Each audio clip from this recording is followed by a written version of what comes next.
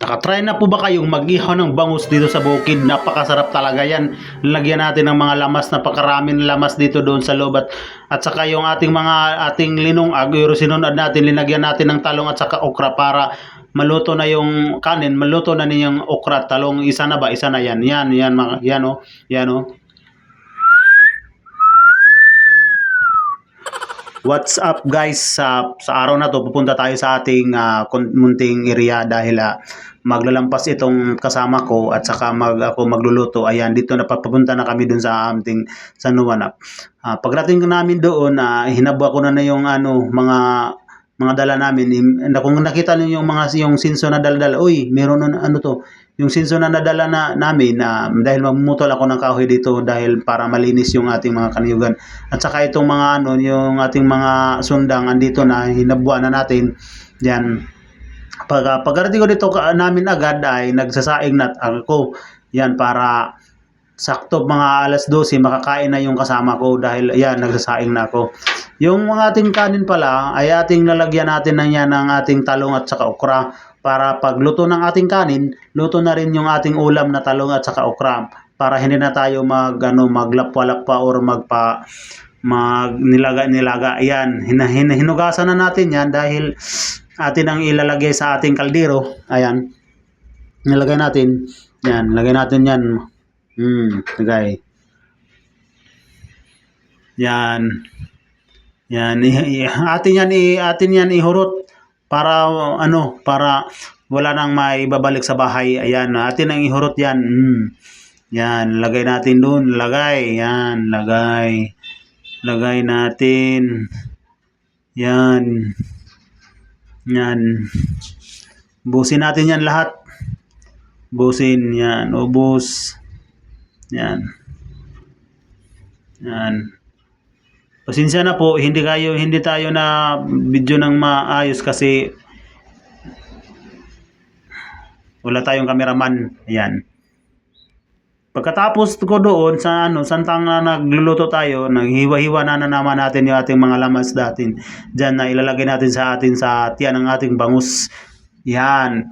Iniwan na natin yan, lalagyan na natin yan ng mga lamas doon sa loob para makrima, malasa, masustansya. Yan o. Ilagay natin yan ng sibuyas, lagyan natin ng luya, lalagyan natin ng kamatis at saka bell pepper, at saka konting asin. Napakasarap talaga. Hindi ka magmamahay, mabubungkag na naman ang bahaw nito. Yan, at pinakuluan na natin dahil yung pinakuluan natin na yung ating saing, yan naluluto na yan. Isusunod na natin yung ating inihaw na bangus dito yan.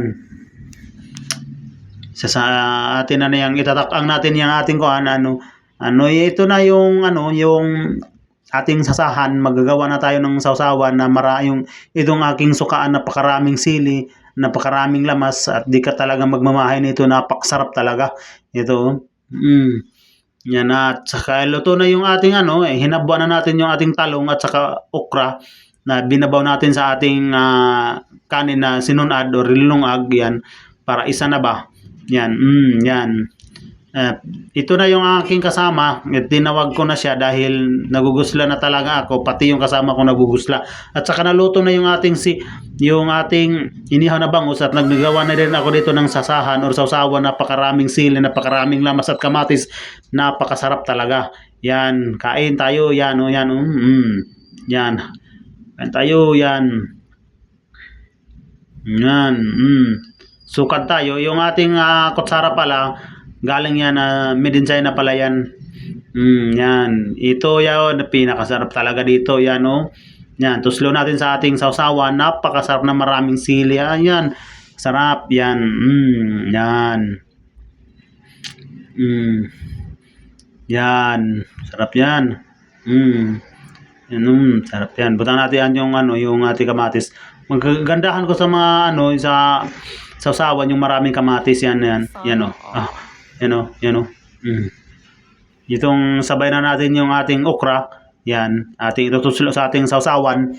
Tuslo natin yan sa ating sausawan. Kumutin natin at susubo natin.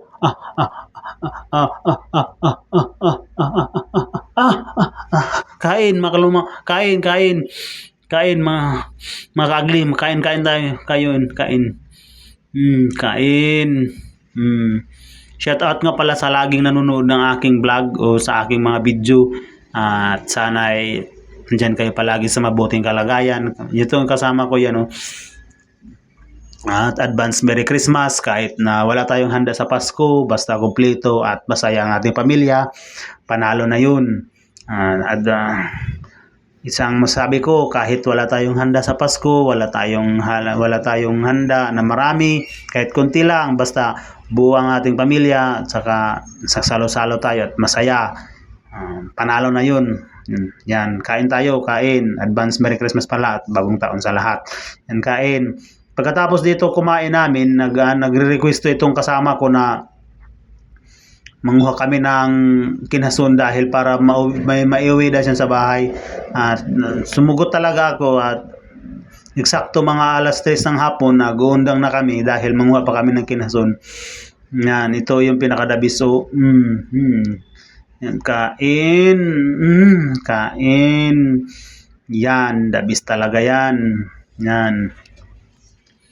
Kain tayo, kain. Sarap talaga kumain dito sa bukid pag dahil taod-taod dito, pagtapos namin kumain, magpuputol ako ng mga kahoy. Hindi ko na mabidyohan kasi wala akong kameraman. Yung kasama ko may maglilinis siya, magputol siya ng mga kahoy, maghagbas dito sa aking maliit na merong mga niyog-niyog. Ayan, dahil mga February siguro ay ating kukuprasin dahil mahal na ang kilo. Yan.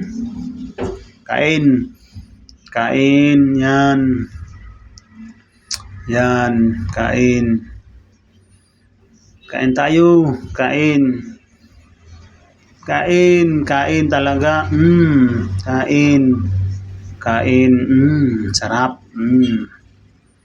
Yan, kain. Pagkatapos namin kumain, nanguha na kami ng kinason na yan, nagkikilaw na siya dahil hindi siya nakapagtiis. Ay, meron pala talagang balak na rin siya ay magiinom talaga dito at magkikilaw siya ng tuway na kinason. Dito lang ako at ingat kayo sa lahat, amping.